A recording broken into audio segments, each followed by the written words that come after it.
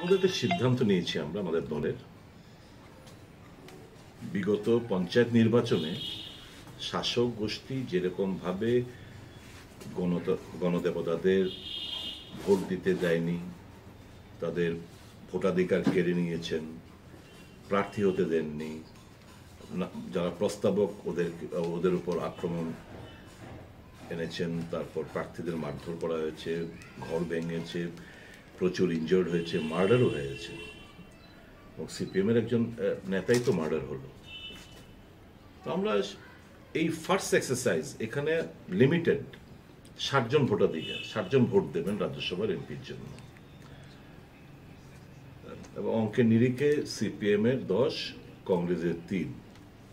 এতদিন মথা ছিল, মথা বিরোধী আসন করতে, মথাও চলে গেছে শাসক গোষ্ঠীর সাথে। আমরা ভাবলাম কোনো স্কোপ তো নেই।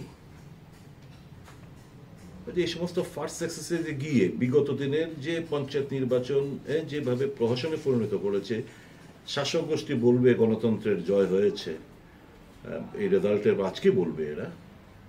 তো আমরা এই স্কোপটা আমরা দেইনি।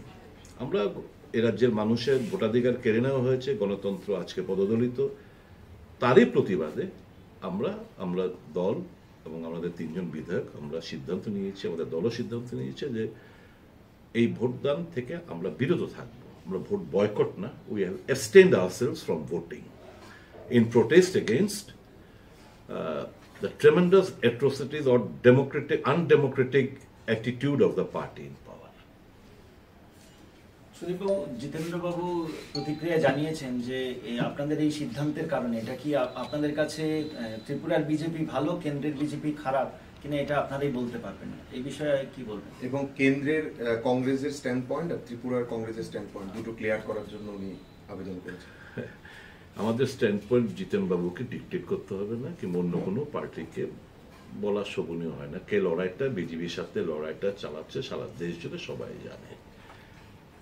এবং আমি বিরজিৎ বাবুর ওই স্টেটমেন্ট আমি যেতে চাই না। পরিষ্কার আমাদের বক্তব্য, আমরা পাবলিকের কজে পাবলিকেরকে অবমাননা করেছে, ভোটাধিকার কেড়ে নিয়েছে, এই প্রতিবাদে আমরা ভোট দিই। উনি যে বলছেন এই কথাটা, ওনাকে একবার জিজ্ঞেস করবেন যে প্রার্থী দেওয়া, নির্বাচনে কন্টেস্ট করা নিয়ে কার সঙ্গে কথা বলেছেন উনি? কারোর সঙ্গে তো কথা বলেনি। তো ওরা সিদ্ধান্ত নেবে, উই হ্যাভ টু এক্সিকিউট, वो नहीं चलेगा। ওরা সিদ্ধান্ত নিয়ে নেবে, প্রার্থী ঘোষণা করে দেবে, এবং আমরা এটাকে মানতে হবে, শুধু আমরা ভোট দেব। এই জিনিস আর বেশি দিন চলতে দেওয়া যায় না। 2013 সালে ওনারা যা করেছেন, 2023 সালের নির্বাচনে আমরা সবাই দেখেছি বিজেপিকে কে পথ করে দিয়েছে। এ রাজ্যের মথাকে শুধু আমরা দোষারোপ করি না, সিপিএমও এই পাপের ভাগিদারি, বিজেপিকে স্কোপ করে দেওয়া। এই নিয়ে আমি প্রসঙ্গ বাড়াতে চাই না। আমাদের stand point is very clear.